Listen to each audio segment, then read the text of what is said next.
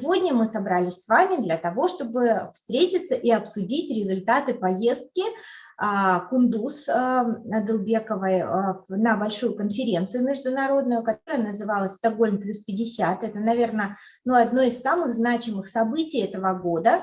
К нему долго готовились как на уровне Кыргызстана в нашей стране, так и на международном уровне. И многие из тех, кто здесь есть, наверное, так или иначе принимали участие в региональных консультациях. Они были также онлайн.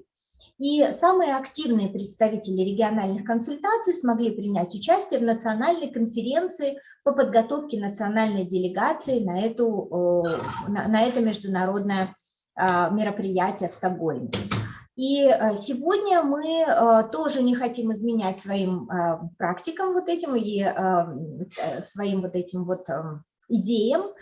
Самых активных представителей сегодняшнего Зума мы также пригласим в Бишкек на конференцию, на которой будет обсуждаться следующие шаги. Эта конференция будет посвящена процессам пост-Стокгольма, то есть что делать дальше, дорожная карта.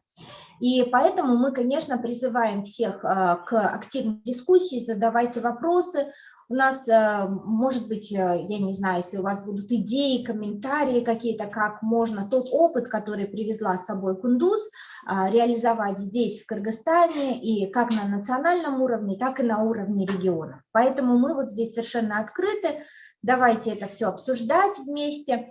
И во многом, вот благодаря сейчас формату зумов, есть возможность объединить инициативы, которые проходят в Бишкеке, на международном уровне и в регионах. И поэтому для нас очень важна командная работа, и для нас очень важно такое объединение, да? Ну и два слова о себе. Меня зовут Анна Кириленко, и я представляю проект, который финансируется Европейским Союзом. Он носит название «Устойчивость молодежи к изменению климата» или по-другому «Джашил климат». Вот. И мы очень рады, что у нас сегодня есть такое пространство, и спасибо большое Кундуз, которая работает с нами и в общественной инициативной группе, молодежной группе, которая называется «Джашил Мун». Это замечательные ребята, здесь они тоже присутствуют, которые тоже много делают для охраны окружающей среды. И давайте тогда уже не тратить время, да, на вот это приветствие. Давайте я постараюсь передать слово Кундуз Адылбековой. И после этого вы можете писать вопросы в чат, вы можете потом включать, не знаю, микрофоны, видео, задавать вопросы голосом, то есть как вам будет удобно. Единственное, пока Кундуз будет говорить, я попрошу вас держать ваши микрофоны выключенными, но камеры вы можете включать, как вам удобно. Итак, начинаем. Кундуз, слово тебе. Всем добрый день. Спасибо большое, Анна. Я думаю, что люди еще присоединятся, либо мы можем это потом у нас в Инстаграме у Эко-клуба и у Биома разместить. Да? Очень рада вас всех сегодня приветствовать.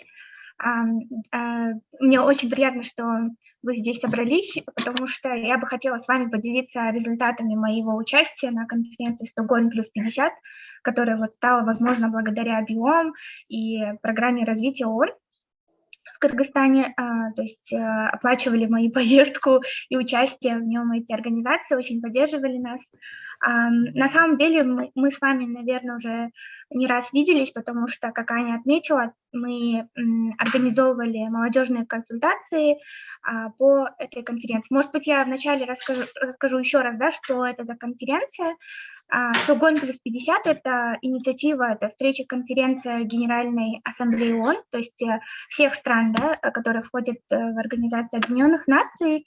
И в этом году конференция отмечала свое 50-летие, потому что вот в 1972 году была первая конференция вообще на международном уровне, посвященная окружающей среде, результатом которого стало вообще внимание, да, человечества к вопросам охраны окружающей среды. Если раньше до этого как бы обсуждались вопросы безопасности, экономики, вне контекста природы, то вот впервые в 1972 году вот лидеры собрались для того, чтобы обсудить. Тогда уже были признаки, да, того, что существует кризис, да, вот природе, то есть это браконьерство, различные виды кризиса, которые тогда были, они были обсуждены, и результатом того было создание вот программы по охране окружающей среды при ООН, да, то есть ЮНЕП. Все мы знаем эту организацию. Также результатом было принятие декларации, в рамках которого страны брали на себя обязательства и начали сокращать свои выбросы, то есть начали обсуждать эту тему.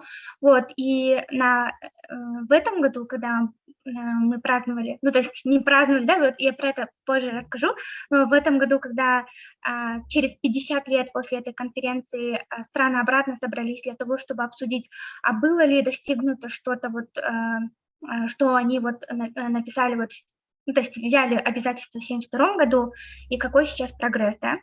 Вот Антонио Гутерриш, генеральный секретарь ООН, он отмечал в своем выступлении, что, возможно, что-то достигнуто, но в основном это был, ну, как бы, так скажем, как он сказал, фейл, да, фейл того, что за 50 лет все страны, ну, не настроились, ну, не перешли на тот устойчивый вид экономики, на то, чтобы жить в гармонии с природой, чтобы наша жизнедеятельность, она не вредила природе, да, то есть, к сожалению, до сих пор мы наносим огромнейший вред, то есть не до сих пор, а прям ужасный вред природе, то есть и с изменением климата, да, естественному процессу мы еще как бы антропогенный свой вклад очень вносим, это вот слова Антонио Гутерриша, то есть все были согласны, все страны это отметили, что да, были какие-то результаты,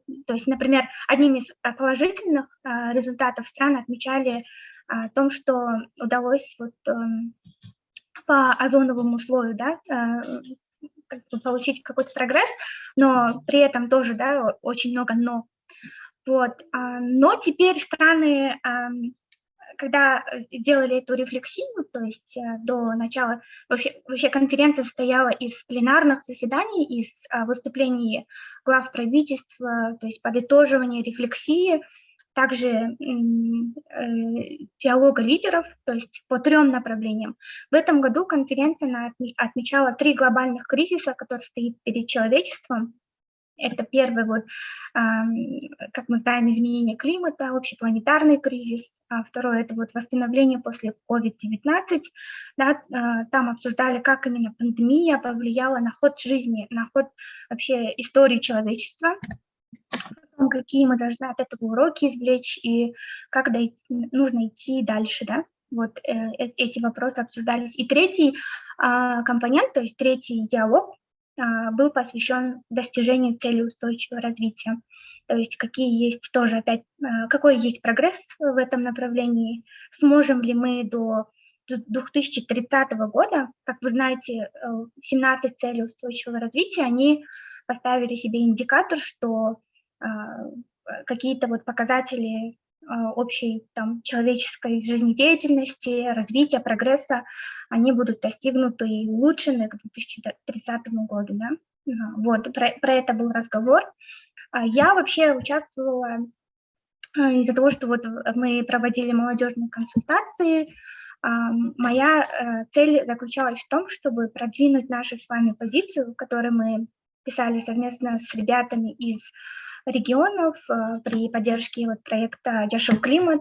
Мы проводили эти консультации, да, и подготовили эту позицию. И на самом деле для нас было успехом, что мы смогли наконец-то в этом году адвокатировать за то, чтобы нас прозрачно включили там, в состав официальной делегации. Да. То есть мы писали обращение, как бы заявление о том, чтобы нас включили. И это было очень хорошим для нас результатом. К сожалению, не все смогли поехать, но для меня вот была это огромная ответственность, но при этом и радость за то, что молодежь была представлена на этой конференции. Кроме меня еще был Белимбек из организации Big Green, который представлял тоже молодежь, но по части зеленой экономики и бизнеса, да.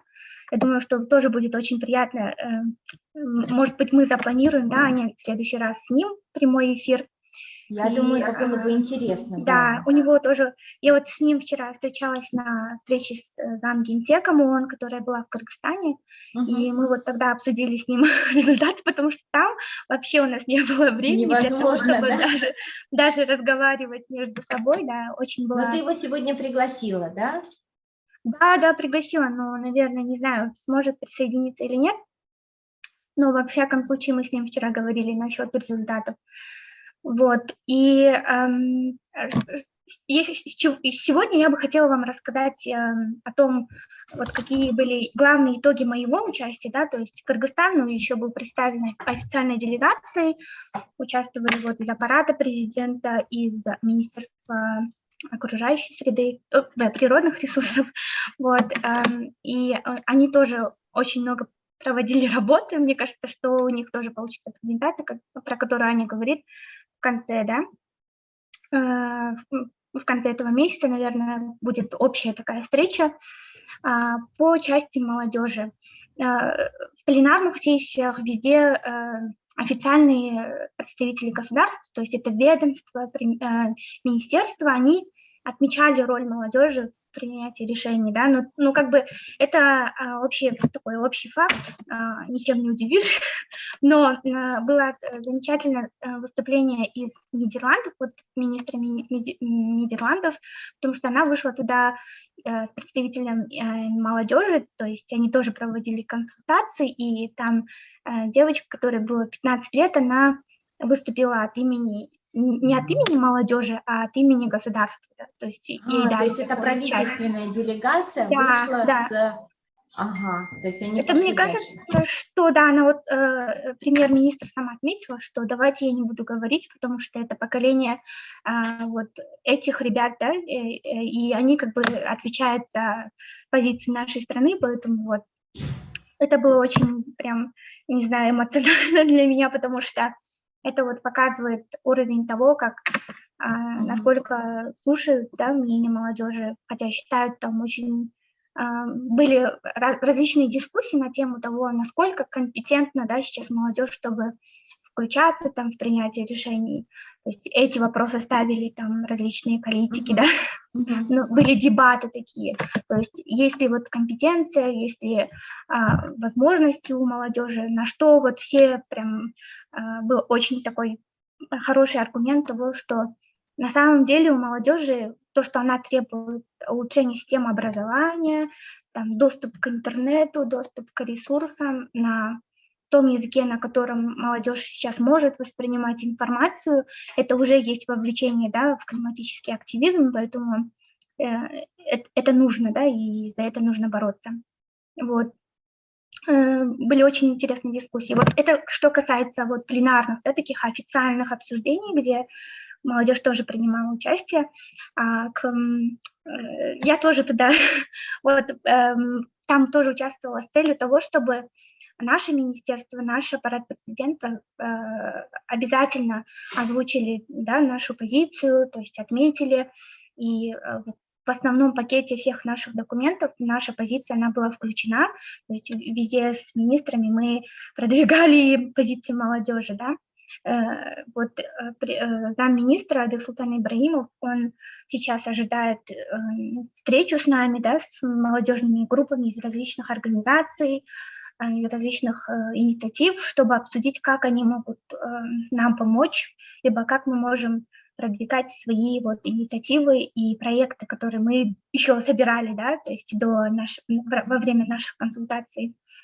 Да, вот сразу, дорогие коллеги, особенно вот из регионов, да, если вы считаете, что у вас есть позиция, инициативы какие-то, которые вы бы хотели донести до органов, принимающих решения, вот о которых говорит Кундуз, например, до Бексултана Ибраимова, да, то, пожалуйста, я думаю, что это может быть хорошая площадка, да, для разговора, и я думаю, что если такое вот желание будет, да, и позиция, что высказать, то я думаю, что мы тоже можем найти ресурсы для того, чтобы оплатить транспортные, да, там, дорогу, и заодно, может быть, организовать какое-то обучающее мероприятие о том, как разговаривать, я не знаю, с госорганами, как продвигать свою позицию и так далее. Да, вот мы давно уже про это разговаривали и планировали, но, пожалуйста, вот, и опять же, может быть, вы знаете таких коллег, кто готов тоже вовлекаться в эти процессы. Да, Кундус, извини, просто тут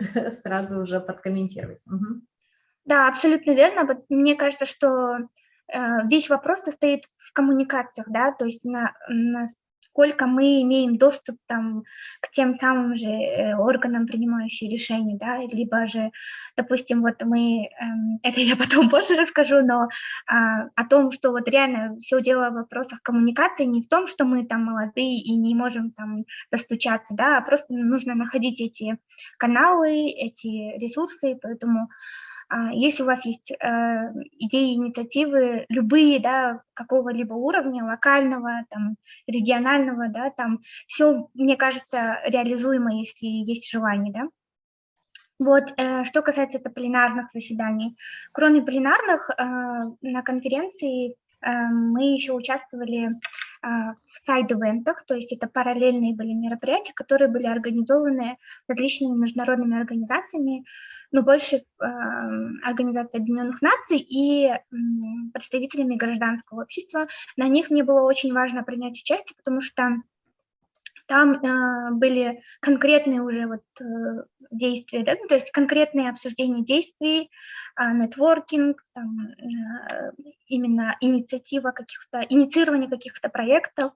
Вот. И первая же сессия, она была посвящена, то есть куда я пошла, параллельная сессия посвящена зеленым профессиям. Это, мне кажется, самая вот любимая сессия сейчас по итогам моего участия, потому что я там познакомилась с очень интересными ребятами и специалистами из Международной организации труда, из такой организации и платформы, как LinkedIn, да, где вот собираются вот все наши резюмешки и весь нетворкинг там проходит.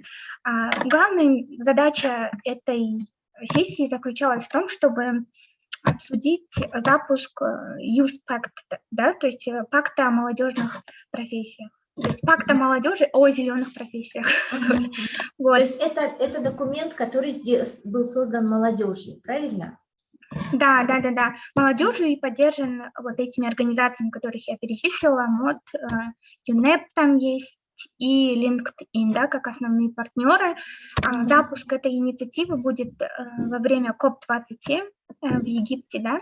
Сейчас, в этом ноябре, коллеги, в этом ноябре в Египте будет КОП-27, это очередная встреча сторон Конвенции по изменению климата, да?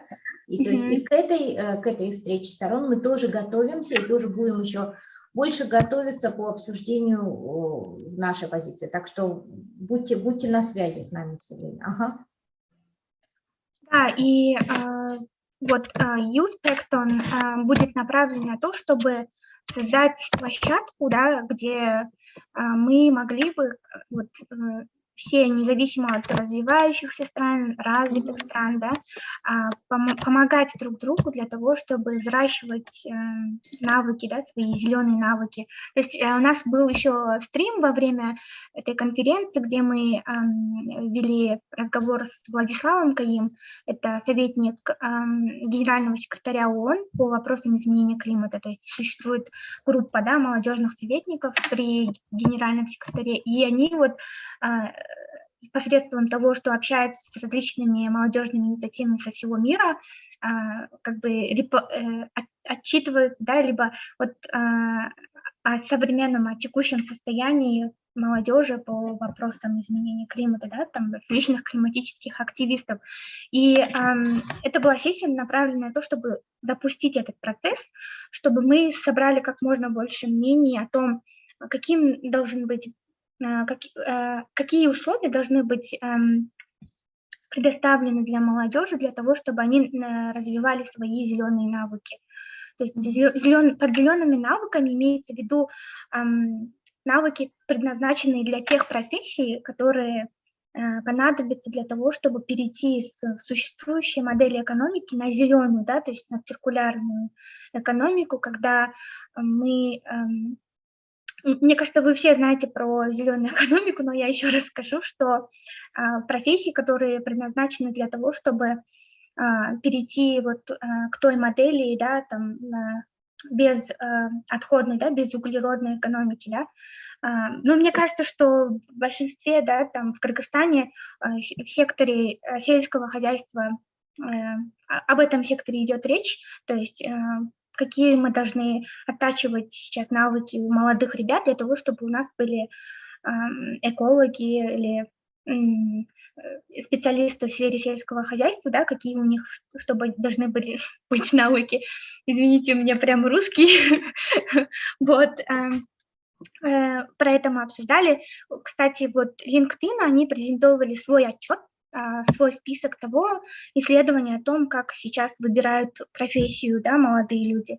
Зачастую это до сих пор этот тренд, который у нас тоже в Кыргызстане есть, что ребята выбирают, например, сейчас все выбирают IT, либо профессию юристов и экономистов, да, но вот как бы баланс должен быть, да, все-таки для того, чтобы у нас были еще ребята, кто там фермеры, да, либо фермеры, которые смогут и при этом хорошо зарабатывать, и при этом вносить вот свой вклад. И, кстати, в этом же отчете говорится о том, что, например, трудоустройство для молодых людей из развивающихся стран, оно недоступно, да, потому что, опять, такие навыки, да, то есть, конечно, из-за качества образования в развивающихся странах, там, ребята, они отстают в конкурсах, да, то есть выбирают там тех, у кого там master's degree, да, или какие-то супер навыки.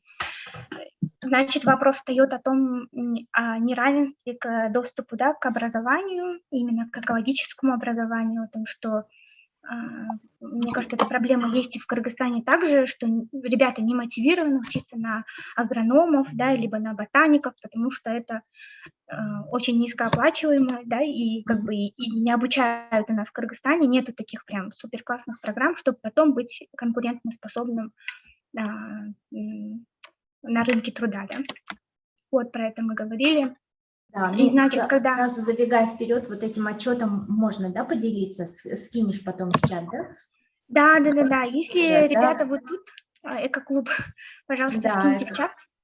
И, Миш, может быть, тебя я попрошу, да, скинь, пожалуйста, потому что я стараюсь сразу отправлять то, о чем говорит Кундуз, в наш чат, чтобы вы могли сразу это все скачивать себе, смотреть и так далее.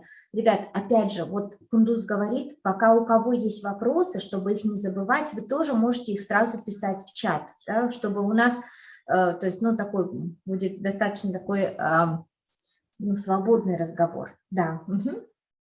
Да, и опять-таки для меня был вопрос тогда, то есть нам нужно все время ждать какого-то шага от государственных органов, от политиков, да, для того, чтобы они там улучшили систему образования. В чем наша роль, да, как мы можем на это повлиять, на то, чтобы у нас был доступ ко всем этим ресурсам, чтобы у нас был доступ к рынку труда, чтобы мы могли вот как-то своими силами, да, так скажем, это постепенно хотя бы улучшать, да. Очень много вот было вот примеров, кейсов, например, в Африке ребята тоже обратились в LinkedIn, да, просто написали письмо в LinkedIn, и им LinkedIn прям разработал отдельную, да, как бы сказать, программу для того, чтобы они сейчас, вот климатические активисты, могли наращивать свои скиллы, да, ресурсы для того, чтобы там в их контексте, в их условиях политической там ситуации, экономической, чтобы они могли вот эти навыки там сами нарабатывать и потом продвигать там. В связи с этим вот на сайте LinkedIn и на сайте вот Coursera, ну, на таких общепринятых сайтах вы можете уже найти этот репорт, то есть это исследование, да, и также у них есть целый кластер курсов, да, то есть повышение квалификации, повышение своего потенциала именно с точки зрения зеленых навыков. То есть если вы, например, менеджер, офис-менеджер, да, то вам LinkedIn тоже предлагает, как сделать вашу профессию более устойчивой к окружающей среде, да, и тем самым они вот обращаются тоже к таким компаниям, которые нанимают ребят, чтобы вот таким образом, локальным образом переходить да, переквалифицировать, то есть повышать свои скиллы. Вот. Что касается вот этой сессии, да. Кстати, я потом, наверное, тоже сделаю рассылку, да, наверное, мы сделаем, где вы можете еще написать этим спикерам, которые участвовали, да, они как бы поделились своими контактами без проблем. То есть если у вас будут какие-то инициативы, проекты, я думаю, что они должны быть в Кыргызстане сейчас, да, среди наших молодежных организаций по зеленым профессиям, чтобы хотя бы, например, школьников из 11 классов ориентировать на то, что да, существует вот такой термин, существует у нас такое понятие, что это очень перспективно, да, то есть мы можем с вами это, мне кажется, очень легко продвигать. Что касается этой сессии, вторая сессия, на которой я участвовала и была тоже очень воодушевлена, это сессия по вовлечению молодежи в восстановление после COVID-19. Так, мне получится поделиться, да? Да, по-моему, да, я просто сделала такую выжимку, но не успела сделать из нее такую красивую презентацию. Вот мы узнаем как раз, да, Владислав. Да, это Владислав, да. Друзья, если так, я тоже через какой-то момент скину ссылку в прямом стриме, когда Кундус с Владиславом рассказывали про зеленые профессии. То есть вы можете тоже на это... Ага, да. Есть, получается, в мире, не в мире, вот есть инициатива Big Six называется, это 6 больших крупных молодежных организаций, которые работают по всему миру, да, это вот фонд Красного полумесяца и Креста, да, есть организации, например, как GIM, Глобальная мобилизация молодежи, все они вот во время пандемии объединились для того, чтобы помогать различным активистам, лидерам, да, вот со всего мира, для того, чтобы они там помогали своим сообществам восстановиться, либо же во время COVID-19 там поддерживать их инициативы. Я думаю, что это было бы очень актуально для нашей страны, потому что у нас было очень много волонтерских инициатив во время COVID-19, да, то есть это и были медики, и те, кто искал лекарства, и различные были инициативы, то есть на них можно было бы найти поддержку такую, да, которую вот инициировал Big Six. И, кстати, они сейчас до сих пор действуют.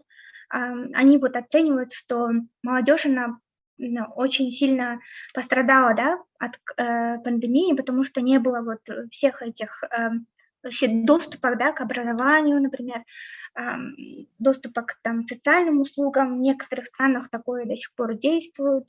Либо же были вопросы, которые обсуждались, что сейчас из-за того, что этот карантин в некоторых странах до сих пор, да, присутствует, там есть вопросы гендерной дискриминации, да, что, например, женщины не могут выйти на работу, потому что там тоже, да, у них как бы дети и так далее, и плюс еще пандемия, то есть на них вот двойная нагрузка, да, идет и дома, и как бы на работе, да. То есть вот такие вопросы. Какой откат по образованию, да, случился у нас. Да. Это было тоже очень тяжело, особенно те, кто учился в школах. Вот если здесь у нас есть учащиеся, участники, которые учатся в школах, это было заметно, да, что целый год многие представители молодежи вынуждены были сидеть дома, и качество образования, конечно, ухудшилось. Да, про это я тоже говорила в дискуссиях, то есть у нас там была возможность позадавать вопросы, рассказать про свой опыт, то есть о том, почему вот мы не узнали о том, что была такая инициатива, да, опять-таки, да, что вот, например, очень много было организаций, которые там это могли бы получить такую поддержку от Big Six, но мы об этом не узнали, да, в развивающих странах многие говорили о том, что не было информации, да, то есть, значит, это еще как бы поддерживается группой Организации Объединенных Наций, да, то есть мы могли бы потенциально получить такую информацию, но не получили, да, вот это опять-таки о неравенстве, то есть идет речь, что все-таки как бы таким развивающимся странам нужна еще более точечная, да, там, работа по информированию, да, молодых активистов, молодежных там различных инициатив, да,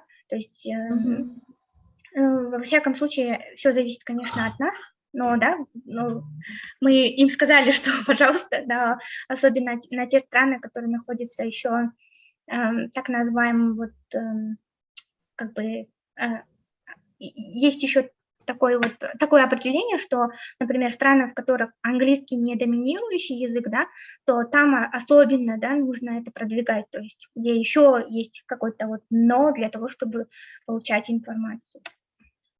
Вот, я думаю, что я эти линки тоже скину. Там еще нам рассказывали про программу ЮНЕП «Чемпионы Земли», да, то есть не только речь шла про COVID, но и то, как климатические активисты, различные вот активисты в сфере охраны окружающей среды, они тоже пострадали во время COVID-19, да, что они не могли, например, на проекты, которые находятся там в отдаленных районах, получить тоже доступ, да, там, нарушались права человека, не говоря о том, там, права молодежи, да, и так далее.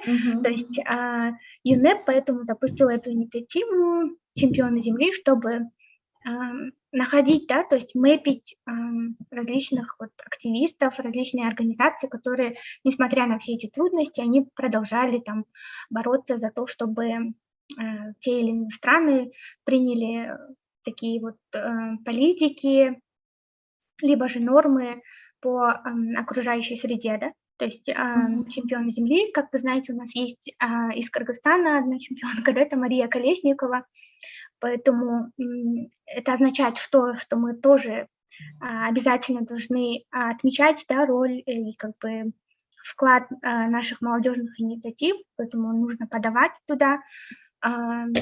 Эти чемпионы Земли, они при прохождении отбора, они получают поддержку от ЮНЕП, то есть это не просто поддержка там премий, да, и так далее, но они еще получают тренинги по как им продвигать свои инициативы, то есть индивидуальные тренинги от менторов ЮНЕП, там, и как бы это, мне кажется, что это очень классная возможность, если вы климатический активист, да.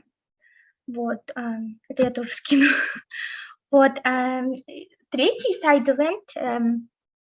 Ребята, может, если у вас есть вопросы, то по этим сессиям, то вы можете озвучить, либо написать. Да, у нас там один вопрос есть в чате по поводу того, что вот от Софии, по поводу того, что а почему в Стокгольме? Почему конференция была в Стокгольме?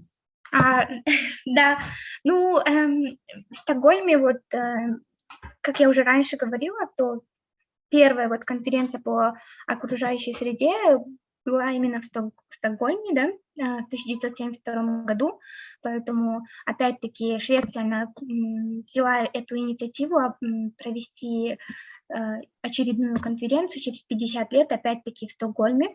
Но у меня лично, да, ощущение того, что Швеция, она лидирует в инициативах по климату, да, потому что сам город Стокгольм, он очень был таким, она не выглядит как столица, да, больше как наши вот природные заповедники, потому что мы въехали, и там сразу же начался лес, ну, то есть в город, да, и жители сами, они очень как бы взволнованы, да, вопросами окружающей среды, и мне кажется, это не случайно, что вот климатические активисты, вот такие большие, как Грета Тунберг и так далее, они все из Швеции, да, из Стокгольма.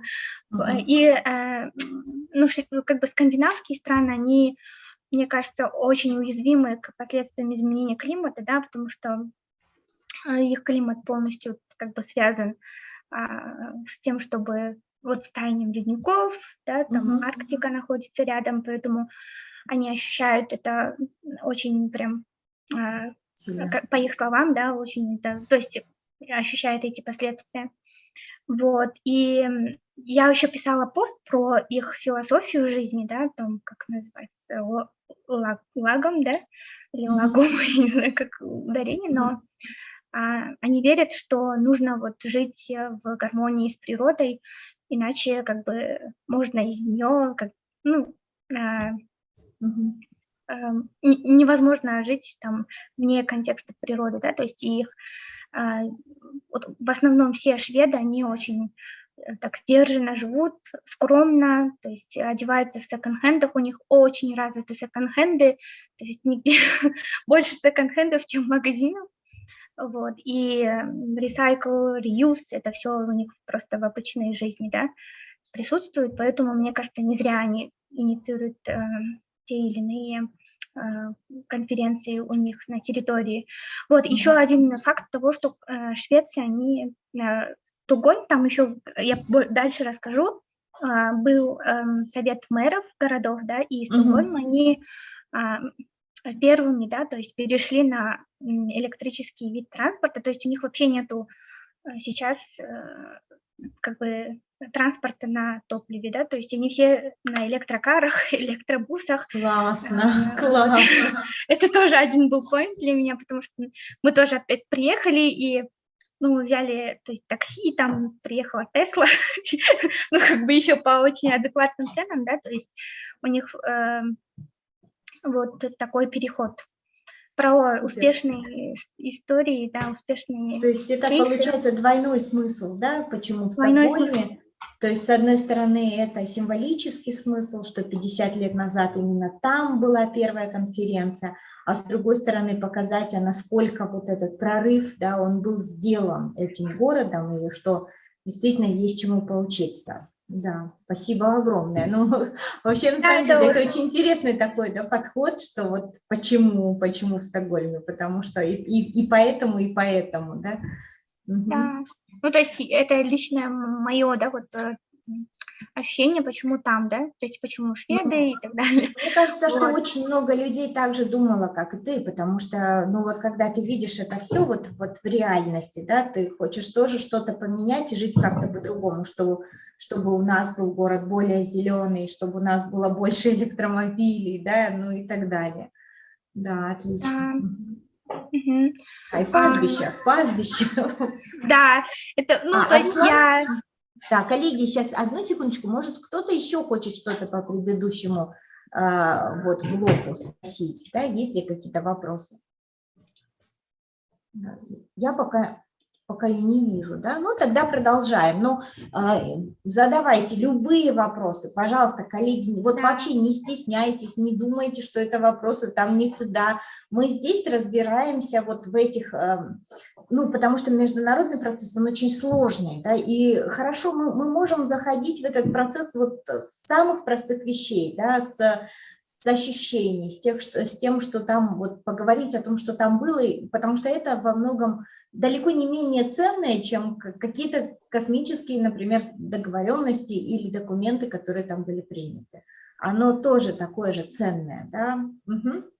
Да, я больше бы хотела вот выбрать такой неформальный подход в разговоре с вами, да, потому что, ну, мне кажется, что таким образом мы можем, не стесняясь друг друга, задавать вопросы, обсуждать, если есть комментарии, это вообще, мне кажется, будет круто, да, послушать комментарии, что можно было бы сделать лучше. Вот, третья сессия, получается, там было очень много параллельных еще других сессий, но я выбирала из контекста того, что интересно, плюс рентабельно для нашей страны, да, и плюс о том, какие еще потом мы можем взять от этого дальнейшие, да, какие-то инициативы. Вот по пастбищам я участвовала в этой сессии. Здесь, как вы знаете, вот в 2026 году, как у нас в этом году празднуется Международный год сохранения горных экосистем, в 2026 году будет праздноваться сохранение пастбищ, да, по всему миру.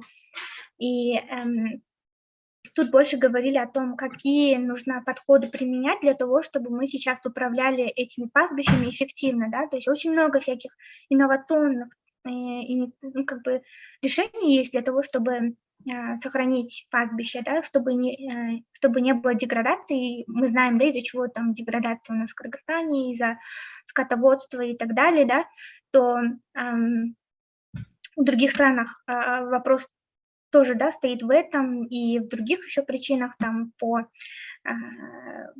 как бы по доступу, да, к этим земельным ресурсам, то есть в некоторых странах вообще отдали под частное владение, да, эти пастбища, и там вообще ужас, что происходит, то есть там происходят вот эти всякие вещи по добыче, да, там и так далее. Вот. То есть, получается, это был негативный опыт, да, когда отдали пастбищные земли в частные руки?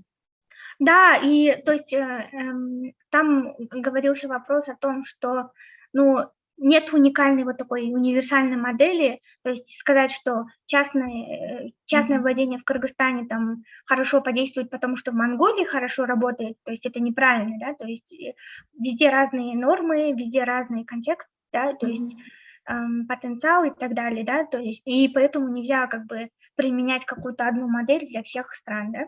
Нужно Но разрабатывать скорее свою. отмечали, что как только частное Негативно, да, владение, конечно. да, негативно, потому что усиливаются противоречия внутри общества, да, усиливается расслоение Да, между да. людьми и плюс прессинг на природные ресурсы. Да, очень Больше интересно. был фокус поставлен еще на права коренных населений, да, которые вот живут и управляют вот зачастую вот этими пастбищами, да, то есть местные населения, коренные населения, о том, что вот при таком партнерстве с частными там организациями нарушаются их права, да, к доступу, и тем самым еще как бы и можно проследить, почему эти пастбища еще и деградируют, потому что там уже другой подход, да, то есть если есть традиционные знания, есть знания там, например, опять-таки кочевников о том, что вот эти земли они оставляли, потом перекочевывали в другие места, то есть таких практик уже нет, поэтому мы имеем, что имеем, да. Больше вот был вопрос о финансировании, да, этих инициатив по восстановлению пастбищ.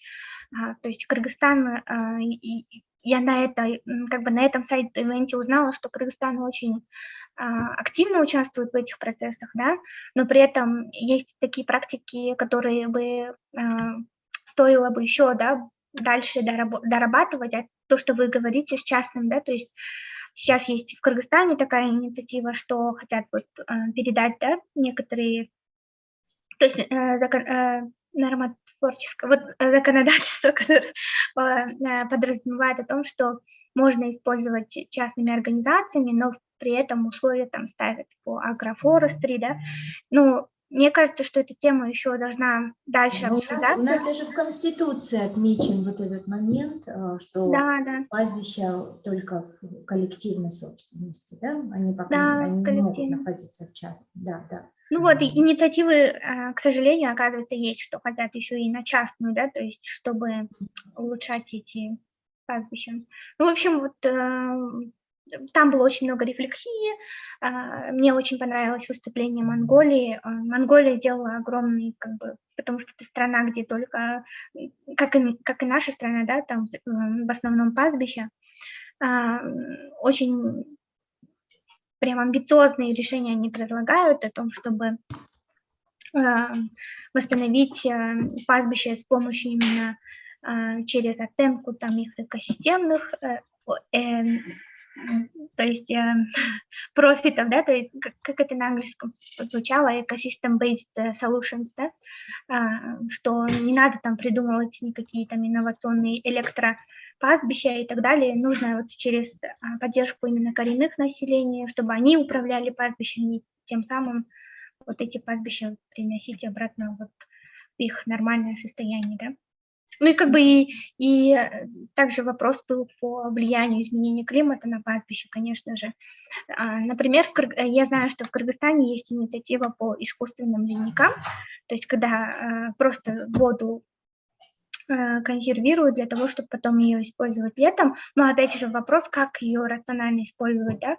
Вот по использованию ирригационной воды, там дальше еще будет очень интересный опыт Швеции посмотреть, да, хотя вроде у них очень влажно, нету проблем с ирригацией, но при этом тут тоже очень рационально относятся к водным ресурсам. Вот. Если есть вопрос по этой сессии, то вы можете... кстати, здесь еще есть запись самой сессии, то есть некоторые сайд-ивенты, они записывались, а некоторые из-за того, что там была дискуссия, они как бы не записывались, да? Вот, я тогда перейду к следующей, если нет вопросов. Или есть вопросы, я просто не вижу. Пока есть комментарий только по поводу того, что да, город Бишкек в 80-е имел статус зеленого города. Если у нас есть пока возможность, да, насколько я понимаю, это утверждение, что да, есть возможность вернуть этот статус, но у нас кругом строительство. И я согласна, мы об этом можем вообще много с Кундуз говорить, потому что мы работали вместе и работаем по поводу такого законопроекта о защите зеленых насаждений и населенных пунктов. Это действительно больная тема, особенно в контексте изменения климата. И вот Зоя, она замечательный эксперт по изменению климата, и она все время тоже говорит, что, ребята, в городах будет все сложнее и сложнее, да, и поэтому зеленые насаждения – это то, что позволит нам жить в более комфортных условиях. Вот, поэтому, да, но мы будем у Кундуз сейчас спрашивать, а как же там, как в Стокгольме, да, вот эта ситуация, может быть, есть фотки какие-то тоже. Угу. Да, про женщин, да, гендер. Угу. Да, гендер. Ну, по гендеру это мое субъективное, конечно, мнение, но мне показалось, что ситуация в Кыргызстане более или менее нормальная в плане климатических активисток, да, женщин. То есть эта сессия была направлена на то, что как в других странах зачастую вот женщины-активисты, они подвергаются вот различного рода насилию, там, либо же, так сказать, провокации со стороны там различных, да, заинтересованных сторон, например, майнинг-компаний, да, или сами вот там представители государственных органов, они такие страшные истории были на самом деле. То есть показалось, что у нас еще все хорошо, да? Да, мне кажется, что у нас на фоне этих страшных историй. Да, надеюсь, будет еще лучше, да, то есть мы будем чувствовать больше безопасными себя. Но там вот мы обсуждали, какие стратегии или практики самих этих активистов помогут для того, чтобы они могли не подвергаться такому гонению и при этом открыто говорить о том, что, например, нельзя вот эти майнинг-компании или вот что нельзя вот там различные, да, политические вопросы продвигать. И дальше еще была сессия от ООН «Женщины», да, то есть от структуры ООН, где вот рассказывали про этот феминист-план, да. Очень интересный план, тоже есть ссылка, для того, чтобы поддерживать женщин в достижении ЦУР и именно поддерживать этих активистов, да, различных специалистов в области охраны окружающей среды, то этот феминист-план, он говорит о том, что недостаточно просто там ставить вот такую гендерную квоту, которая существует и в наших странах, да, там, что вот депутаты, там, парламент должны 30 или 50% должны занимать женщины, да, но при этом мы не говорим там о качестве и доступу к образованию, либо же мы не говорим о том, какие у них условия трудовые, с учетом того, что они еще должны как бы и выходить на декрет, и рожать, и так далее, да, то есть все эти моменты, они очень хорошо отражены в этом плане. Написано, что по образованию, да, то есть какие должны быть именно по зеленым профессиям тоже есть инициативы, ну, то есть рекомендации для стран, да, о том, как поддерживать именно женщин, да, и молодых женщин для того, чтобы у них был этот доступ к ресурсам, к базовым ресурсам, к ресурсам для того, чтобы достичь вот цели устойчивого развития. То есть мне кажется, что для вас тоже будет интересно. Вот это мы встречались с представителями коренного населения в Мексике, да, то есть она рассказывала о том, что есть такой неформальный, да, нетворкинг между представителями других, да, представительницами других коренных народов, и что они вот вместе еще как бы обмениваются вот этими традиционными практиками, и обнаружили такой факт, что, например, латиноамериканские традиционные знания, они очень похожи на наши, да, традиционные знания, ну, то есть на кочевников, на Центральную Азию, потому что мне кажется, что это связано с тем, что может быть, из-за климата, я не знаю, это просто было мое субъективное, да, предположение, но очень много похожего, то есть там тоже вот есть практики по больше, может быть, тоже животноводство у них как-то, да, то есть можно очень послушать ее презентацию, она где-то у меня тоже записана, я отправлю ссылку. А это вот представительницы ООН женщины, которые сейчас будут продвигать этот феминист план, да, гендер мейнстриминг. Вот. Эта сессия, и здесь нету фотографий, потому что мы там так задержались и, ну, как бы так были увлечены беседой, потому что я там не успела сфотографироваться. Тут сделали классную такую сессию, где собрали молодых активистов, да, и политиков, то есть тех, кто принимает решения, и там прям в таком формате, просто как дебаты, да, там были у нас пленарные заседания, там они говорили, вот, вы говорите, что вот везде там по вовлечению молодежи, вопрос принятия решения, а на самом деле вы просто вот делаете вот этот чек-лист, типа галочку, да, да, мы молодежь добавили, там женщин добавили, но на деле там мы не видим никакого прогресса. Например, тут Швецию тоже покритиковали, потому что сказали, что вот на эту конференцию Стокгольм плюс 50 было очень много тех, кто прошел, именно молодых активистов, но они не смогли получить визу, потому что там эта процедура так, ну, то есть эта система так устроена, что очень много, да, всяких этих, и тем самым вот такая произошла, так скажем, как они отмечали сами, потом же и признавали, да, правительство Швеции, дискриминация в отношении молодых людей, да, то есть вот потому что официальные делегации, там, государственные органы, они, конечно же, free, да, у них прям есть нотки, они проходят, а вот молодые активисты, они там просятся, и как бы визу им так очень сложно выдают, и вот этот комментарий был, да. На самом деле с визами очень тяжело. Вот Белимбек рассказывает, что он ездил аж в Москву, чтобы получить визу в Швецию, то есть за 2 недели. Да.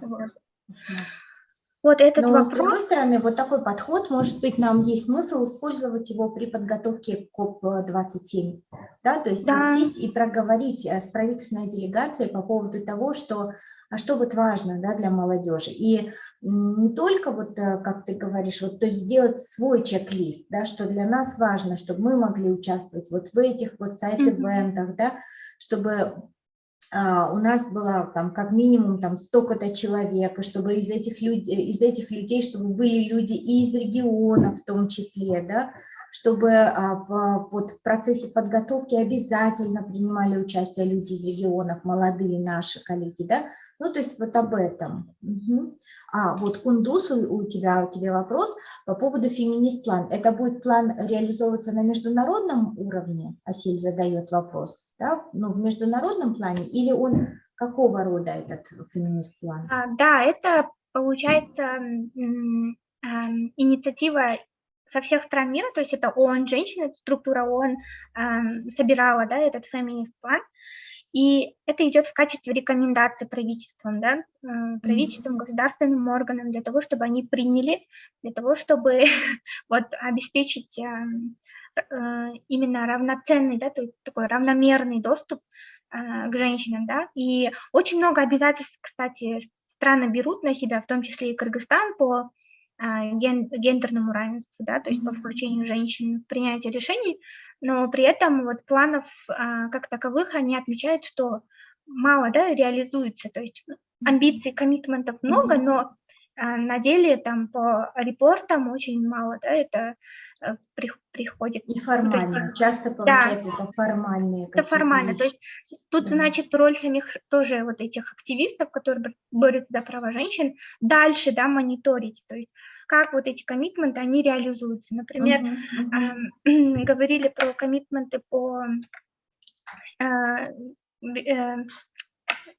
забываю, как на русском, climate neutrality, да, то есть Кыргызстан тоже принял это. Да, нейтральности и углеродной нейтральности, и вот как бы теперь задача климатических активистов – это мониторить, да, то есть все время напоминать, что вы помните, вы брали такую… Обещали, да. Вы же обещали, да, вы же обещали, и как бы нужно это очень системно мониторить, потому что зачастую ошибка заключается в некоторых вот активистов, возможно, инициатив в том, что они вот что-то предлагают, что-то прям входит, да, это решение принимается, но потом мониторинга и как бы заключительного вот этого нет, да, то есть это мы тоже обсуждали. И женщины планируют эту мониторинговую систему тоже настроить, да, чтобы помочь вот женщинам-активистам. Вот. Здесь просто почему это обсуждалось, потому что тут больше был фокус на то, как женщины влияют еще на, ну, как бы на достижение здоровой планеты, то есть как вот именно их вклад, да, в борьбе с изменением климата, а там прям были оценки, мне кажется, это можно подробнее изучить, там прям явные были эти. Вот, по сайт-ивентам у меня пока что все, потому что на второй день, да, я практически полдня провела на климатическом марше, про это я расскажу позже. В первый день мы еще участвовали в Climate Hub, климатический хаб, то есть это вообще проходило в центре города, а сама конференция, она проходила за городом, да, то есть там где-то минуты 40 надо было ехать. Вот ПРООН инициировал вместе с инициативой We Don't Have Time. Вот, кстати, подпишитесь на них, они очень прям крутые, очень просто. Подпишитесь в Инстаграме или где? Вот сразу уточняй. Да, где? в Инстаграме и в Инстаграме. We Don't Have Time и Fridays for Futures. Да, We Don't Have Time, потому что они очень простым языком объясняют вот эти сложные термины, да. То есть я даже сама там просмотрела их, вот эти посты, и объяснение о том, о чем вообще идет речь, да. Потому что вначале было непонятно, потому что там именно было больше сфокусировано на Европу, и там говорили про fisheries, да, то есть про рыболовные хозяйства и так далее, и там на английском вообще чуть непонятно, да, поэтому они там очень хорошо дают эти разъяснения. В целом для нашей там, для будущего это очень хорошо для того, чтобы эти термины в них просматривать. Вот. Этот климатический хаб был направлен на то, чтобы вот обменяться этими практиками, которые произошли, то есть все, что было, да, за эти 50 лет с 1972 года. То есть ПРООН, он как бы устроил такую дискуссионную площадку. Тут я, как я уже сказала, там было больше направлено на европейские страны. Мне очень понравился опыт Эстонии, да. Почему? Потому что, это, я не сексистка, но там прям очень наглядно видно, что женщина-президент и достигает серьезных результатов, да? Да, прям они на ＣОП-26 готовили, оказывается, это видео, очень прям такой скачок у них произошел. Классно. На переходе вот, в зеленую экономику, потому что они очень много было еще параллельных моментов. Это были, да, параллельных моментов с Кыргызстаном, тоже такая же маленькая страна, очень такая вроде бы не такая примечательная экономика, да, там, но при этом человеческие ресурсы, то есть потенциал огромный. То же самое у нас в Кыргызстане. Вот, и они рассказывали о том, как им удалось сократить выбросы, да, СО2 на 72%, вот я там выписала, там, с 1990 годом. Это произошло из-за того, что они как бы перерабатывают, да, то есть свои отходы, там, сланцевую золу перерабатывают в кальций, то есть в карбонат кальция, да, с положительным влиянием. И это просто, мне кажется, что это просто очень крутой опыт. Советую вам послушать. И больше я здесь обратила внимание из-за того, что, да, это женщины-президентки и премьер-министры, и очень много таких точных моментов они говорили, таких советов, что несмотря на то, какая вы страна, там, маленькая либо большая, да, у вас есть вот этот шанс там изменить там свою экономику, насколько, если бы, как бы, несмотря на сколько мы там зависим от экономик великих там держав. Это была речь. Еще по конференции мы с Владиславом еще делали такую тоже рефлексию, что многие отмечали вот эту ситуацию, которая сложилась, да, сейчас в мире там по безопасности, конфликтам и при этом вот этим экономическим процессам, да, и в некоторых странах, наоборот, вот это дает возможность ревитализировать свою экономику, да, то есть сокращать эти зависимости, но при этом переходить на вот эту модель зеленой экономики. Но, тем не менее, эффект, конечно же, очень ужасный, да. Вот. То есть был посыл в том, что, ну, как бы, нужно вот эти свои изюминки, там, потенциалы страны искать. Больше кажется, что вопрос не в ресурсах, а в том, какой потенциал у самих людей, да. Вот. И вот 3 июня, почти весь день, мы были на Fridays for Future. Мне кажется, многие вы знаете об этом, да, это инициатива Греты Тунберг, которая вот в 2018 году запустила этот марш, климатический марш. Как бы началось это все в Стокгольме. Вот. На самом деле я туда пошла просто чисто ради интереса, ну, как бы не было такого прям таких ожиданий, да, там, что-то вот такое получить, просто пошла и попала в какой-то, не знаю, такой симбиоз таких крутых ребят, что мы практически весь день вместе провели, да, это время, то есть это были реально, я не знаю, сколько там было людей, но если говорить пропорционально, то вот, допустим, с Чуй Манаса до Советской, да, то вот такое количество людей, огромное количество. И все были ребята, которым, не знаю, с 15 по 20 с чем-то лет, да, все были молодые, но были, ну, я еще Ты покажи фотографии, да, у тебя есть фотографии здесь? Или, да, вот это же просто замечательно, да, и Джаштар Климатучун тоже замечательно, что там были наши и наш флаг, а видео, ты можешь запустить видео вот это? Видео, может быть, у ребят есть? Сори, я пока буду рассказывать, если они пока будут заходить. Да, я тогда, вот, наверное, с Инстаграма могу запустить. Было очень много ребят, и мне кажется, что вот марши и вот митинги должны проходить именно так, да? То есть был очень очевидный посыл, да, то есть месседж, который там, наш модератор, он сказал вначале, да, и все... У вас был модератор митинга, да? Модератор митинга был. Это была девочка, которой там 16 лет. Вот, реально такая маленькая девочка. И она была модератором митинга, да? Да, в розовой шляпе, то есть мы ее все в розовой шляпе ее определяли.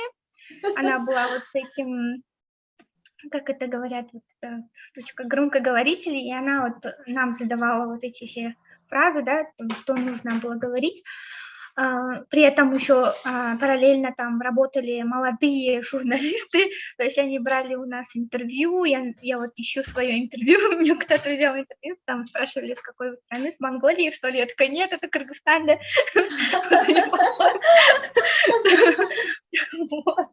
Вот, и мы хотели там очень увидеть, конечно же, Грету, но у нее была охрана. Она была далеко, но она там была, да? Она была там, она, получается, ну, как бы вела этот марш, она была в первой линии, и там у нее вот было security, да, охрана, то есть она уже такая, как бы, селебрити, что за нее не дошли, вот, и я там познакомилась с очень крутыми ребятами, это вот ребята, они пробуют наши шоколадки эти парашные. Как хорошо, вот что ты взяла шоколадки, да. Я могу показать сейчас, вот как вы с этими ребятами идете. Я нашла уже. Давайте. Да, сейчас я демонстрацию тогда. Мне остановить, да? Да, так. Потому что я иначе не смогу запустить. Так, буквально. Facebook. Что ж такое? Так. Так, вот. Я надеюсь, что это будет слышно, но посмотрим. Да? Что такое? Вот вам слышно? Да, что такое? Ой, это... Это другое, это у нас Алина. Видели, да? Но это секундочка, но тем не менее это очень вдохновляет. То есть это было прям вот так эмоционально и очень мощно. Угу. Да, вот скинули мой Инстаграм, я туда загрузила, кстати, видео, Reels, может, сейчас откроется Да, отсюда. может быть, ты тоже покажешь, да, это видео, и потом мы сможем тогда поговорить про какие-то общие итоги, да, то есть что наши коллеги тоже могут отсюда взять, да, то есть кроме того, что мы сейчас много информации отправили в чат, обязательно смотрите, скачивайте, да. Да, получается, вот во время этого марша я познакомилась с ребятами из Дании, и тут тоже у нас было обсуждение того, что их, получается, поддерживает само правительство, плюс есть молодежная организация именно вот поддержки климатических активистов. Линк я вам тоже скину, но если мы там захотим тоже сделать такой климатический марш в Бишкеке, да, то они нам могут помочь именно с тем, как это правильно организовать, потому что мы запустили Fridays for Future в Бишкеке в прошлом году во время COP26, нас было 5, вот, и мы там столкнулись с тем, что, вот, например, мэрию нужно уведомлять, и там, чтобы была скорая, там, и так далее, да, вот такие моменты они сказали, что могут помочь, и также еще, как бы, если сделать justification, то есть написать, то можно поддержать нас вот этими всякими транспарантами, да, и так далее. Но я думаю, что это как бы вообще не проблема, да? Да, я тоже думаю, что основной смысл именно вот марша не просто для того, чтобы там протестовать и так далее, да, вот как многие там воспринимают, да, зачастую нас в Кыргызстане воспринимают это сразу же как штыки, да, типа, да вы что, не надо никакого там митинга. Мы просто много чего пережили, да, в нашей стране. Да. Больше с таким вот посылом, что именно это, например, мне придало чувство вот этой солидарности, что я там, что мы не одни, да? Что не одна, и что много-много людей, которые тоже вот в эту сторону двигаются. Что таких, как нас, там десятки тысяч, да? И потом это нетворкинг, мне кажется, очень хороший. Да, конечно же, когда огромный ты нетворкинг. Знакомишься там, да, и больше кто-то вот вливается в ряды, да. Угу. Да, совершенно верно, это не смысл протеста, это больше смысл, ну, как бы единения, да? Да, кстати, там был один такой интересный момент.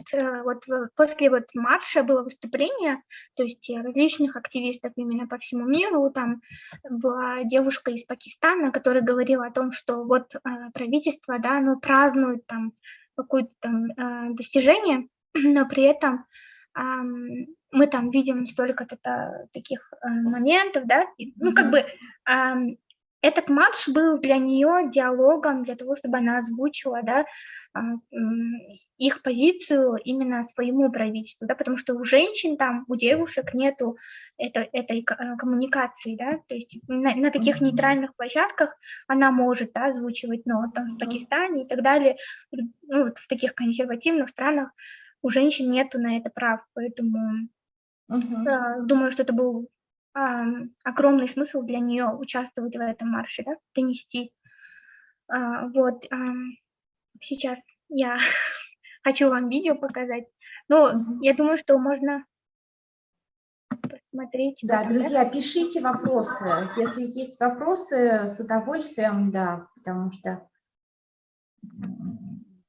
я думаю, что это может быть очень интересная площадка, задать вопросы Кундус по поводу того, что...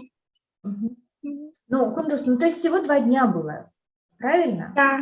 То есть на самом деле вот это вот все, вот этого много, это всего было 2 дня. То есть про это тоже надо понимать, всего ничего, но концентрация содержания и, я не знаю, информации, людей, возможностей на таких мероприятиях, она, конечно, всегда зашкальная. И вот в прошлом году, в ноябре, как раз на КОП-26 от Кыргызстана ездили, ну, понятно, правительственная делегация, но вот из тех, кто здесь присутствует, Зоя и Амар. И как Амар Даиров и Зоя Кретова. Амар, привет, очень рада, что ты здесь с нами. Здравствуйте. Да, привет, да. Ну вот и я Еще просто... раз, я ждал, когда уже освободиться. Да, я просто хотела сказать, что у меня это куча же тоже... вопросов. Да, была такая очень концентрированная работа в прошлом году на КОП-26. И вообще, да, если позволите, вообще очень радостно видеть, что в нашей делегации становится традицией и обязательным элементом вообще, обязательным делегатом становится молодежь. Меня хорошо слышно? Да. Да, очень радостно. Кундуз, мы просто гордились здесь, все сидели и обсуждали это постоянно, что вот уже Кундуз несет знамя Кыргызстана именно во всеобщем марше. А когда увидели флаг, мы вообще здесь прослезились. На самом деле. Это правда, да. Мы реально очень горды были. Да, вот, было дело. это раз. Вообще куча вопросов снова, да? Встает перед вообще, как было представлено молодежь Центральной Азии, были ли другие участники с региона нашего, потом с Владиславом Каимом я просмотрел интервью дважды, очень много интересной информации подчеркнул, я даже прокомментировал на страничке в YouTube у Биома, что было очень круто. Крутое интервью. И будет ли продолжаться работа по зеленым рабочим местам вместе с Владиславом Каймом, Хаймом или Каймом, вот, потому что Аня тогда задала очень интересный вопрос по тому, готов ли он с нами сотрудничать там, с Министерством образования по созданию вообще целой стратегии развития зеленых рабочих мест в нашей стране. Есть ли какие-то поинты, да, точки пересечения по этим вопросам? Потому что мы все говорим о зеленых рабочих местах, но как такового общего видения принципов зеленых рабочих мест мы до сих пор не понимаем. Он, конечно, сослался на доклад Международной организации труда, но опять-таки какой-то точной, четкой концепции, где вот есть зеленые рабочие места, есть не зеленые, да, коричневые. Проводится работа здесь по этой теме. Будет ли эта работа наслаиваться на ту работу, которую уже проводил БИОМ по атласу новых профессий, да, который уже был, да, то есть наработки какие-то есть. Единственное, надо просто, наверное, добавлять. Потом, опять-таки, по молодежи, есть ли какие-то контакты уже, хорошие контакты, где по обмену опытом с молодежью других стран, да, будут ли такие встречи организованы там с международным корпусом, может быть, с корпусами различными, с экоактивистами других стран? Четвертый вопрос. Если уже... Я думаю, что это надо записывать. Ты уверен, что мы вообще вот здесь это все удержим?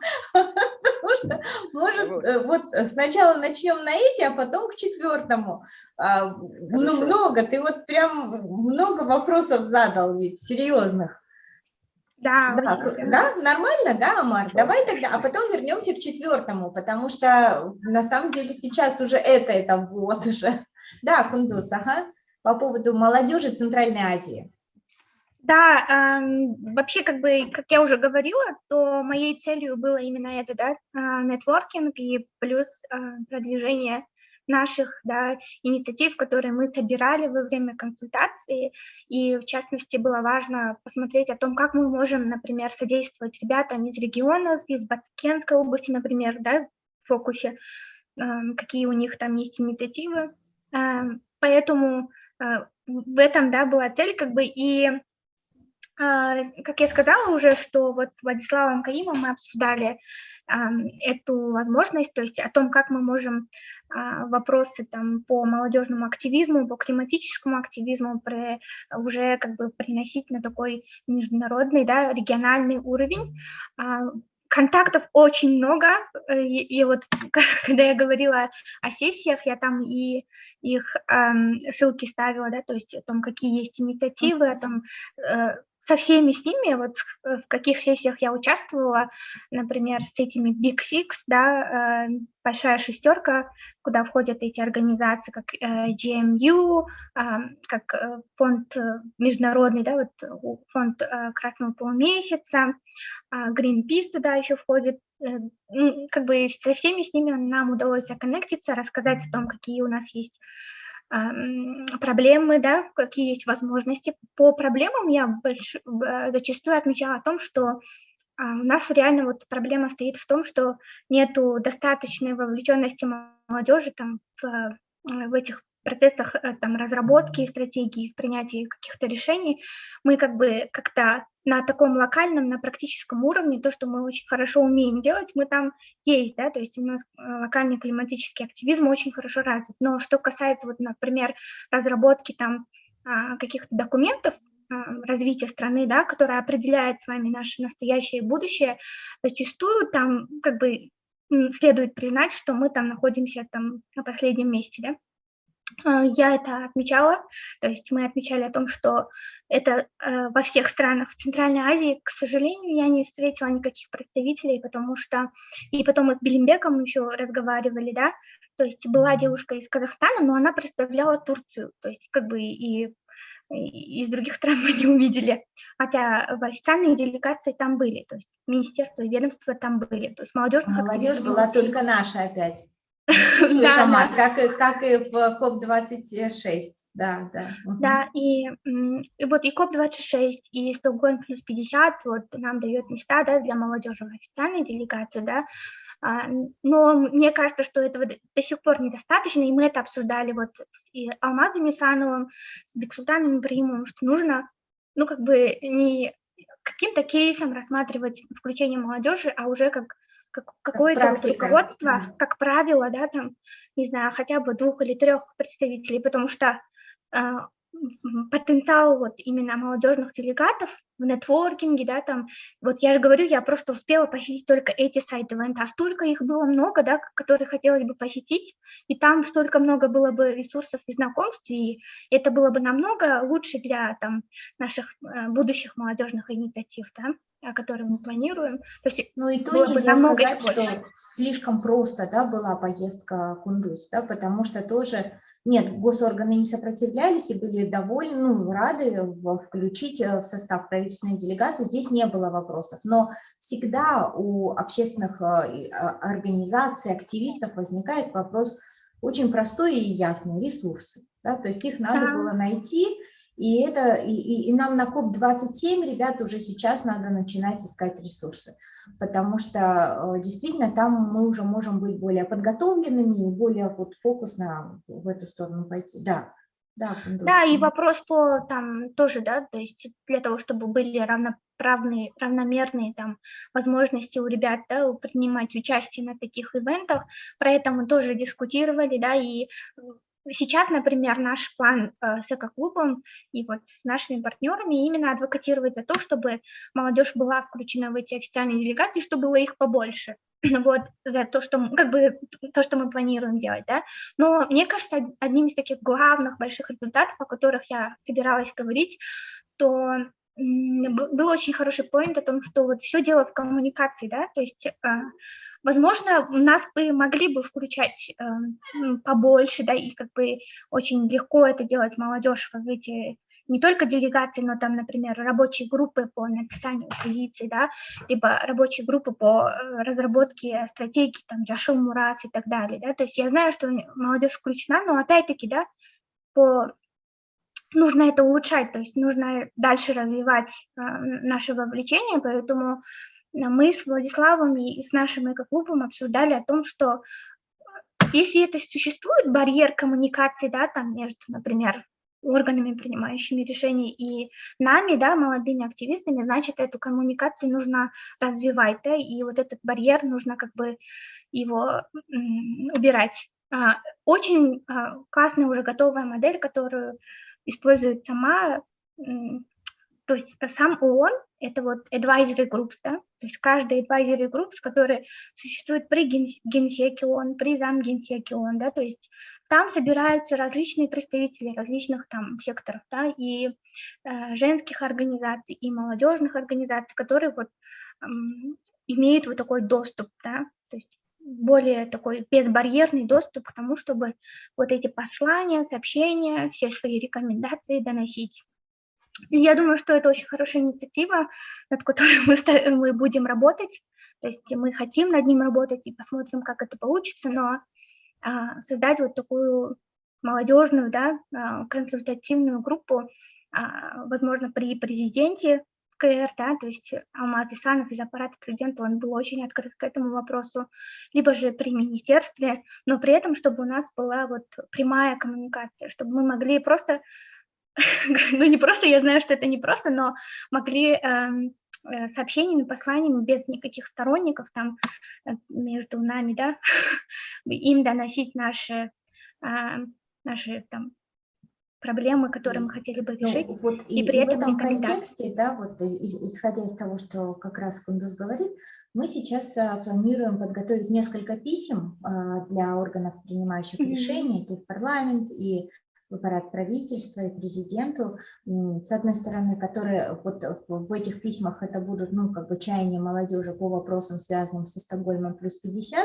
и, конечно, с фокусом на изменение климата, но и вот эти вот моменты, которые были наработаны Кундуз в коммуникации с Владиславом и так далее, вот мы думали, что это хорошо бы туда включить в эти письма и, возможно, ну, лоббировать создание вот такого вот совета молодежи при, ну, вот тоже нужно посмотреть, где это было бы хорошо, но лучше всего, конечно, бы при президенте, а там уже посмотрим, да, какой-то, если нам предложат какой-то вариант, да. Но, по крайней мере, переговоры сейчас про это ведутся, и это тоже достижение вот этой вот площадки по, ну, вот по подготовке, да, позиции по обсуждению и так далее. Мне кажется, что это было бы хорошо. Тогда действительно мы могли бы говорить напрямую. И в этом контексте у нас вот была встреча с замгенсеком ООН, да, она вот приезжала в Бишкек, и вот была представительница Джельмин Болгары тоже, то мы там тоже дискутировали над этим вопросом, что да, давайте мы, если все получится, да, если хорошо получится, мы создадим этот advisory group, но при этом у нас должна быть еще консолидация между этими климатическими активистами, организациями между собой, да, то есть мы не можем говорить там про уровень Центральной Азии, если, допустим, в Кыргызстане нету вот этой консолидации, нету солидарности, да, нету вот сотрудничества, скажем. Вроде бы есть, но они как-то вот все-таки не разносторонние, а вот все по-своему там как-то что-то делают, да, локально, но если бы мы могли бы это объединять и при этом как бы создавать вот такую дискуссионную площадку, advisory площадку, да, то можно было бы на новые уровни переходить, да, там говорить про Центральную Азию и так далее. Поэтому мне кажется, что тут очень много предстоит работы, предстоит очень много такой, так, как бы я сказала, инициативного какого-то настроя на то, чтобы все это вместе продвигать, да. Вот этот был вопрос. Что еще насчет планов? Можно прокомментировать сразу насчет консолидации? Видите, консолидация – это такое очень интересное слово, и в зависимости от того человека, который инициирует консолидацию, зависит многие моменты, да, моменты неангажированности, беспристрастности, объективности. В данном случае вот мы мобилизовали в рамках национальной кампании «Раз» 1167 человек. И у каждого тоже спрашивали, готовы ли вы как бы включаться, вовлекаться в процессе принятия решений, в процессе там, нетворкинга, получения информации между собой. И все говорили утвердительно. И нам постоянно пишут десятки, а то и сотни молодых людей, как бы нам вовлечься. Да? И Вся молодежь в целом, и организации, мы сколько встречались, когда проводили национальные консультации, мы готовы были консолидировать усилия и консолидированно создали заявление. Другой момент в том, что как участники, все ли акторы задействованы и кто инициатор консолидации.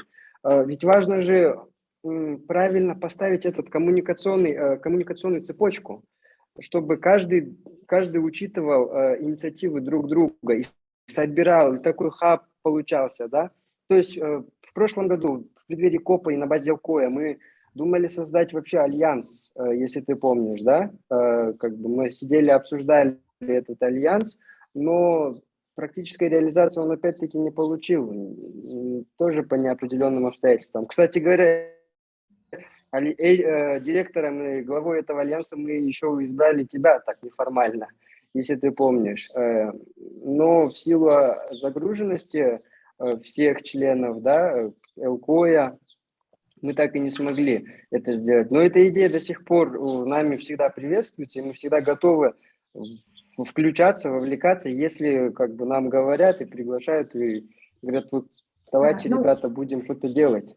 Да, ну, коллеги, вот мне кажется, что сейчас это пока не та площадка, где мы должны это обсуждать, потому что сейчас, но мне кажется, что вот Амар поднял очень хорошую тему, и нам хорошо было бы отдельно собраться по вот конструированию того, как это может быть, как это должно выглядеть, кто входить и так далее, да. Понятно, что инициативных групп и организаций у нас много, и это большое счастье. Да, но действительно архитектура вот этого совета, мы должны про нее, ну, так вот сидеть и хорошенечко подумать, понять и функции совета, понять и как оно должно выглядеть, да, и для чего, и так далее. И в том числе вопросы регионального представительства и много-много миллиардов других вопросов.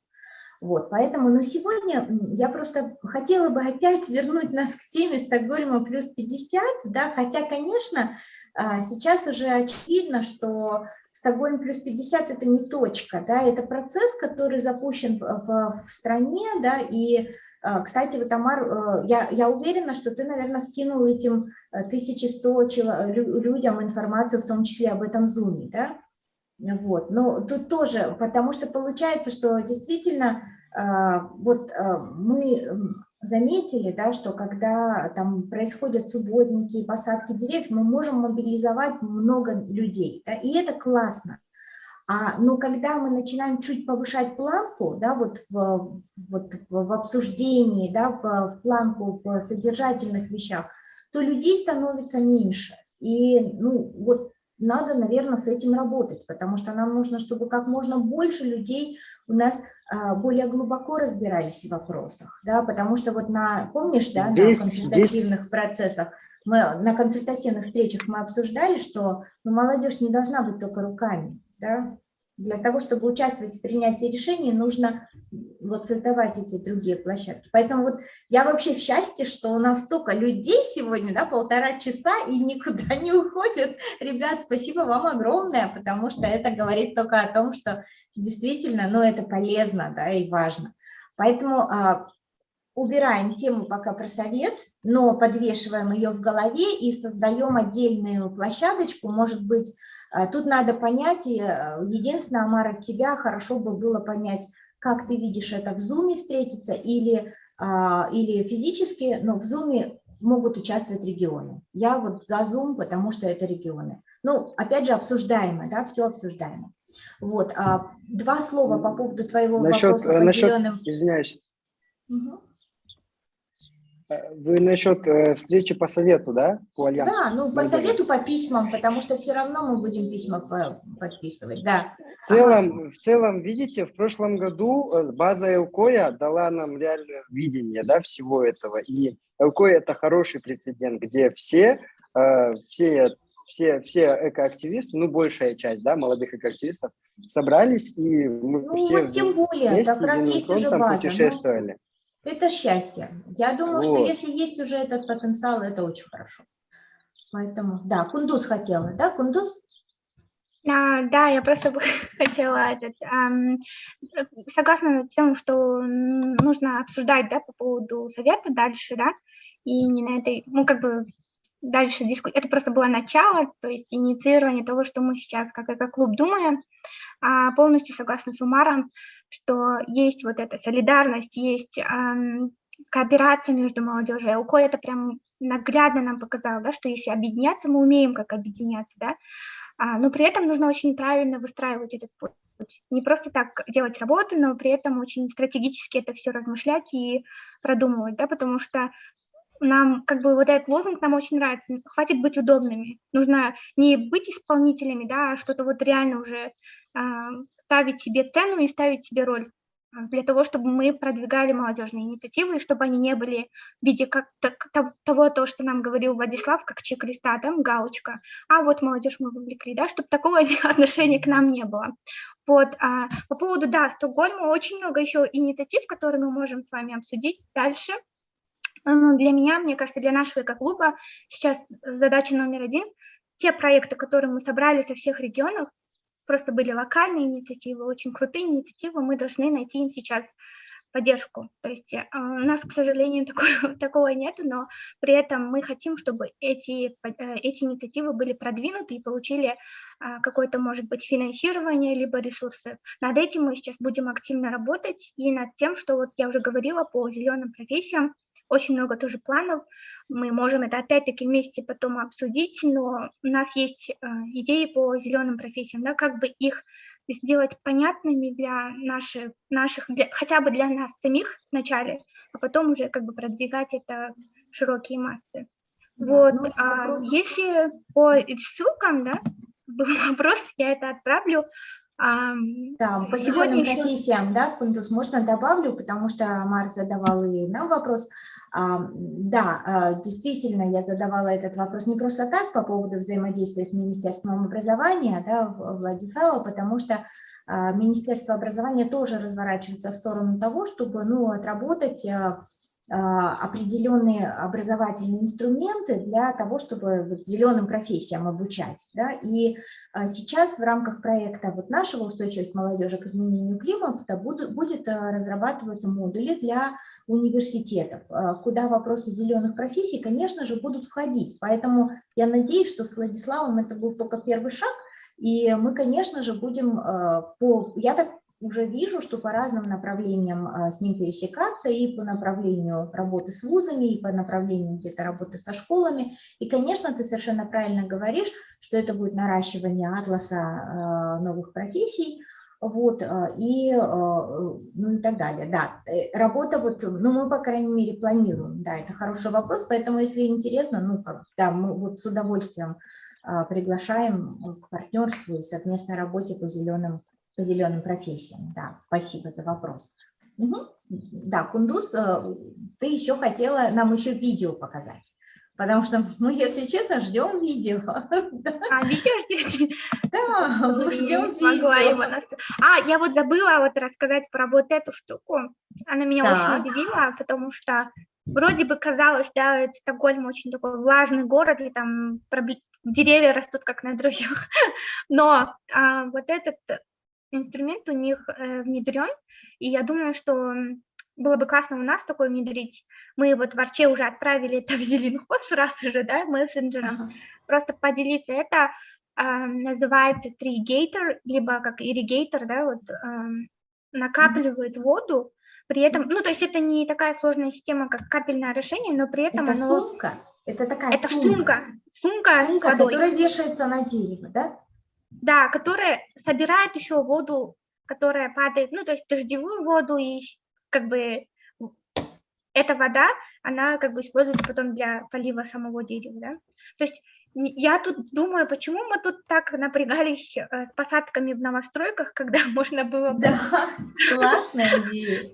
У нас на юге тоже есть такие интересные разработки, но это очень интересно. Да, так как бы решить, да. Это вот Trigator, то, что я выписала, вот в Стокгольме везде такое было. Так, сейчас я попытаюсь, сейчас вы увидите мой Facebook. Так. Вы видите, да? Вы слышно? Да, мы видим. Угу. Только вот звук совсем слабенький. Да, если звук можно погромче. Максимум, да, звук?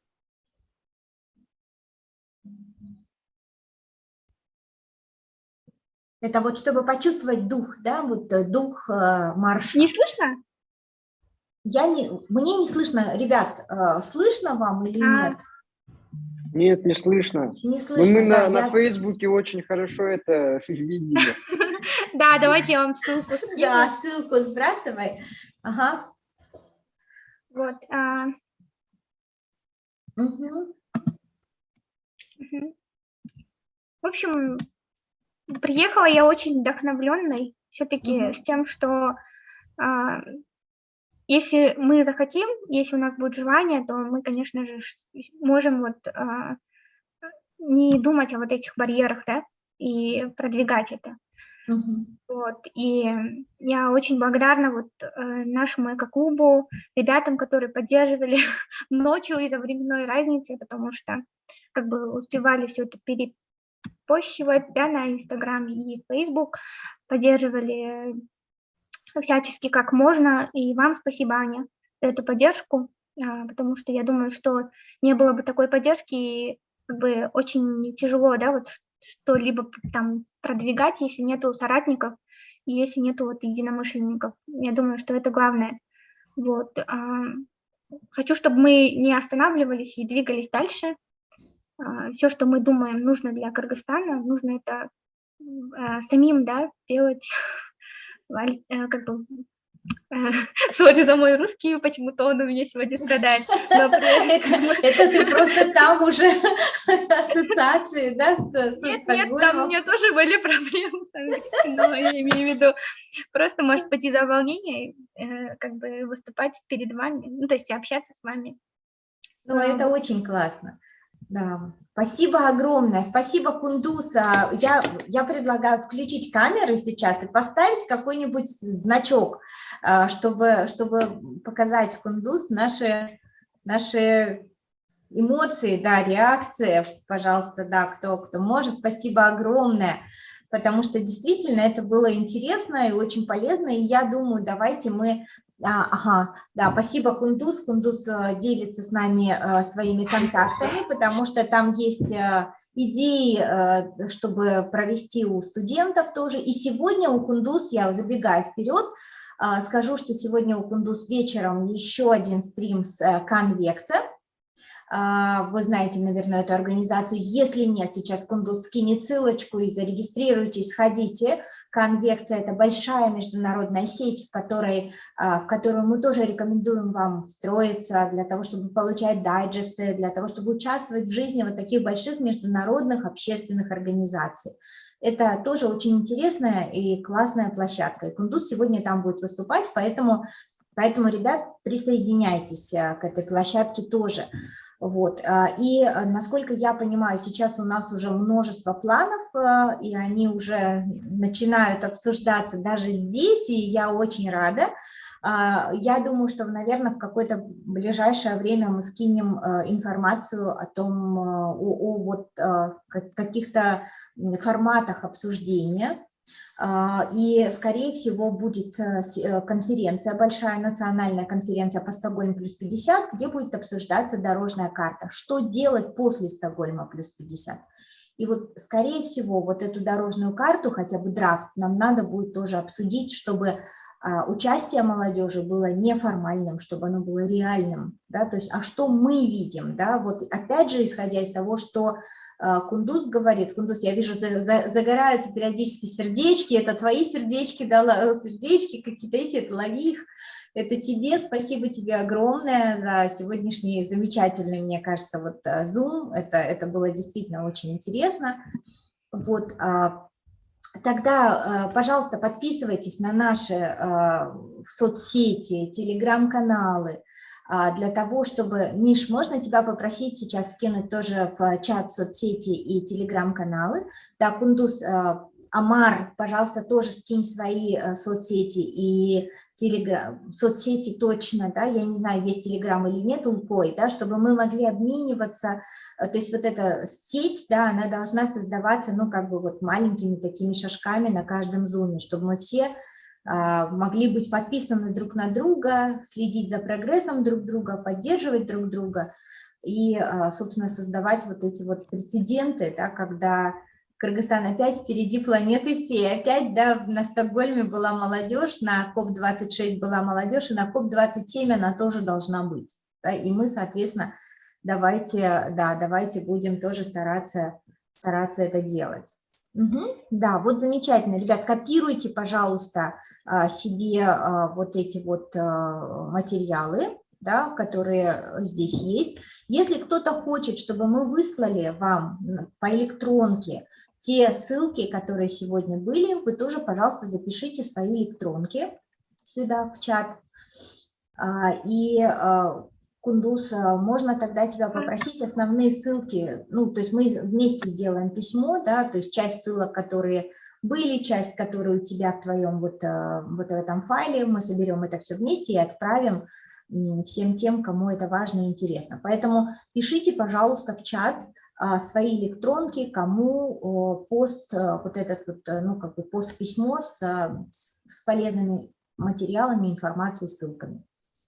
Вот. Есть ли какие-то вопросы, еще комментарии, может быть, что-то еще, что осталось за кадром, но нужно, чтобы оно сегодня было произнесено?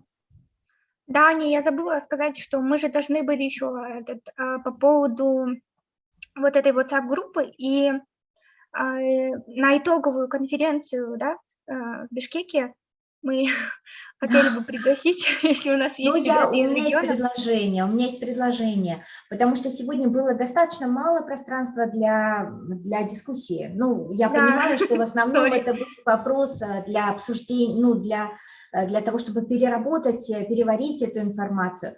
Поэтому я предлагаю сделать еще один зум перед большой конференцией, которая будет в Бишкеке, по обсуждению дорожной карты Стокгольм плюс 50. И вот там мы сможем уже выбрать ребят, которых мы поддержим для участия в этой конференции и действительно для того, чтобы продвигать позицию молодежи. То есть когда мы ее обсудим, да, предварительно, и обязательно с участием представителей регионов, и уже представители регионов в том числе получат возможность поучаствовать на конференции.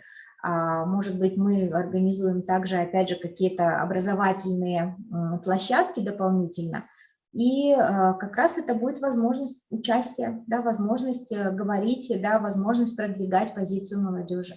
Поэтому давайте сделаем отдельный, как только мы будем знать, когда будет эта национальная конференция, мы сразу организуем Zoom, поэтому будьте на связи в наших вот этих соцсетях.